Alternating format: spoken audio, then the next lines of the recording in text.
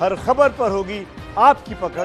Download कीजिए ABP live app. UP के हाथरस में हुए गैंगरेप मामले ने पूरे देश को हिलाकर रख दिया है। आखिर कब ये इस तरीके के मामले रुकेंगे देश में, एक बहुत बड़ा सवाल अब सभी के सामने निर्माण हुआ है। इस पर बात करने के लिए हमारे साथ शिवसेना नेता और राज्यसभा सांसद प्रियंका चतुर्वेदी हैं। हम उनसे बात करते हैं। मैम, एक बहुत बड़ा सवाल कई सालों से हम पूछते आ रहे हैं, आखिर महिलाओं के खिलाफ इस तरीके के अत्याचार कब रुकेंगे?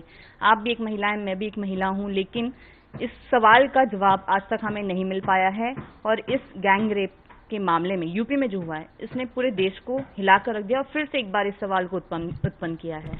देखिए, जिस तरीके से पूरा हाथरस का मामला सामने आया है, जहां पर वो पीड़िता का परिवार एक हफ्ते तक उत्तर प्रदेश पुलिस, हाथरस पुलिस से कहता रहा कि आप इस पे केस दर्ज करिए, वो उसको टालते रहे। यहां तक कि कहा गया कि ये फेक खबर के आधार पे चल रही है। आज उस बच्ची की मृत्यु हो जाती है और फिर भी हम उम्मीद करते हैं कि सरकार न्याय देगी, क्योंकि मीडिया का दबाव है। हम क्या देखते हैं, रात के 2:30 बजे परिवार के बगैर उनके अंतिम संस्कार कर दिया जाता है। परिवार का कोई नुमाइंदा वहां पे नहीं होता है। बेटी को दहलीज तक ले जाने का उनको परमिशन नहीं मिलती है। तो मुझे तो बिल्कुल अब ऐसा लगने लगा है कि यहाँ पर ये चीजें रुकने वाली नहीं हैं। और ऐसी सरकारें जो इस तरीके से मैं कहती हूं कि इनसेंसिटिव होकर इतने ब्रेजन तरीके से जो काम सामने आ रहा है, उससे स्पष्ट हो रहा है कि ना बेटियों का सम्मान है, ना बेटियों की सुरक्षा का ध्यान है। मैम, ये कोई पहला मामला नहीं है जिस तरीके से यूपी में सामने आया हो, लेकिन कोई कार्रवाई नहीं, कोई सुनवाई नहीं, ना ही मीडिया में दिखाना, ना ही कहीं और दिखाना। तो एक बहुत बड़ा सवाल यूपी सरकार पर खड़ा होता है, आखिर किस तरीके से यूपी सरकार काम कर रही है इसको लेकर? देखिए, 2017 में जब भारतीय जनता पार्टी का पूरा उत्तर प्रदेश के लिए कैंपेन चला था, इसको सबसे बड़ी प्राथमिकता दी गई थी कि असुरक्षित राज्य है, उसको सुरक्षित करेंगे, एंटी रोमियो स्क्वाड बनाएंगे और 100 दिन के अंदर अंदर महिलाओं पे अत्याचार और उनकी सुरक्षा का हम ध्यान रखेंगे और महिलाओं के अत्याचार को काबू लाएंगे।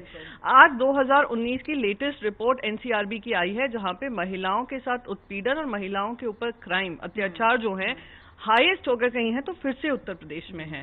तो आपके ये बहाने, आपके ये झूठे वादे फिर से दर्शाता है कि भाजपा सरकार एक तरफ बेटी बचाओ बेटी पढ़ाओ पे 100-200 करोड़ का मार्केटिंग पब्लिसिटी कर लेती है, और जैसे निर्भया फंड हुए, रेप क्राइसिस सेंटर हुआ, आपने कहा था पुलिस सेंसिटाइजेशन करेंगे, विमेन सेल बनाएंगे, कुछ भी नहीं, सिर्फ पेपर पे है, काम कुछ नहीं हुआ है। और आज मैं पूछना चाहती हूँ, महिला और बाल विकास मंत्री जो खुद उत्तर प्रदेश की सांसद है, अब तक चुप्पी क्यों बांधे हुए हैं? मैं पूछना चाहती हूँ, ये सोशल जस्टिस और एम्पावरमेंट के मंत्री श्री रामदास अठावले जी पिछले 1.5 हफ्ते से महिलाओं के सम्मान की लड़ाई लड़ रहे हैं। मुंबई में आकर राज्यपाल के पास चले जाते हैं। उनके पास जो सबसे बड़ी जिम्मेदारी है कि ऐसी दलित पीड़ित लड़की के साथ ये काम हुआ है, आप आवाज उनकी बनकर खड़े हों, वो भी चुप है, उनके कानों तक खबर पहुंची है कि नहीं ये काम हुआ है। तो ये दिखाता है कि जो इनसेंसिटिविटी है सिस्टम की और सरकार की, वो देश के सामने प्रतीत हो रहा है। अब इस मामले में जो है लगातार फांसी की मांग की जा रही है, फास्ट ट्रैक कोर्ट की मांग की जा रही है, लेकिन हमने देखा है कि निर्भया केस में भी इसी तरीके की वाकये हुए थे, लेकिन सालों लग गए इस निर्भया को न्याय मिलने में। हमारी कानून सिस्टम पर भी एक बहुत बड़ा सवाल उठता है कि इसमें कब बदलाव किया जाएगा कि आखिर इस तरीके के मामलों को रोका जाए। सबसे पहले तो आप देखिए, 2012 में जब ये पूरा किस्सा हुआ था निर्भया का, पूरी देश उत्तेजित थी, देश सड़कों पर आकर न्याय मांग रही थी। न्याय के साथ साथ एक कड़ा कानून भी आया, पर वो कड़ा कानून का इस्तेमाल कर कितने लोगों का कन्विक्शन हुआ, वो निर्भया के परिवार ही जानती है कि इतने सालों की लड़ाई लड़कर अब जाकर वो केस फाइनल हुआ है।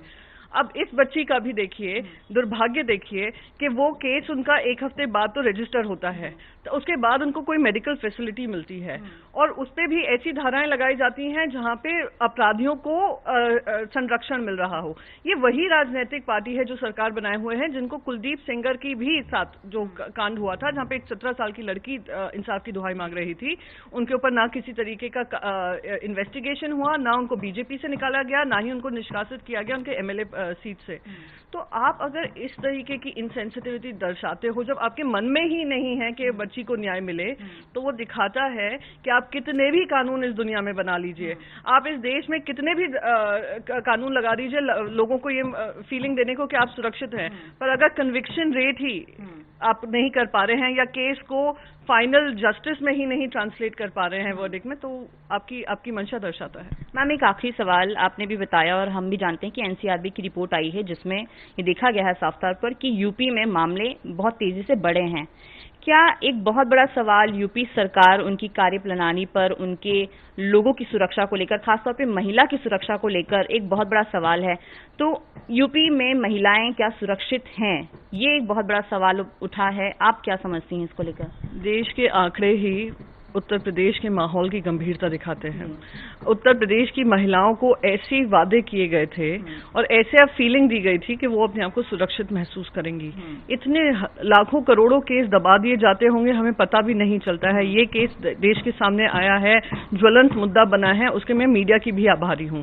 पर साथ ही साथ ये ध्यान रखना होगा कि क्या सरकार में किसी तरीके की सीरियसनेस है कि जो महिलाओं के ऊपर अत्याचार हो रहे हैं, महिलाओं को एक सुरक्षित माहौल, सजा से पहले एक सुरक्षित माहौल मिलना महिलाओं को जरूरी है। क्या आप उसमें कामयाब हुए हैं? और सब जगह से, हर तरफ से आपको यही जवाब मिलेगा, नहीं हुए हैं, असफल हुए हैं।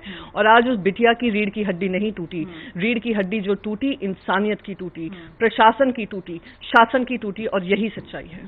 तो बिल्कुल एक बहुत बड़ा सवाल यहाँ पर प्रियंका चतुर्वेदी जी यूपी सरकार पर उठा रही हैं कि आखिर जो वादे किए गए थे, बेटी बचाओ बेटी पढ़ाओ की जो मुहिम चलाई गई थी, उन सभी वादों का क्या हुआ है। एक बहुत बड़ा सवाल इसमें इन्होंने उठाया है कि जो उस बेटी के साथ में हुआ है, उसकी रीढ़ की हड्डी नहीं, इस सिस्टम की जो हड्डी है उसे साफ तौर पर तोड़ी गई है और महिलाओं को बचाने में, उन्हें संरक्षण प्रदान करने में सरकार जो है पूरी तरीके से नाकाम है। कैमरा पर्सन विपुल राज के साथ Renu Chaudhary, ABP news, Mumbai. ABP news आपको रखे आगे।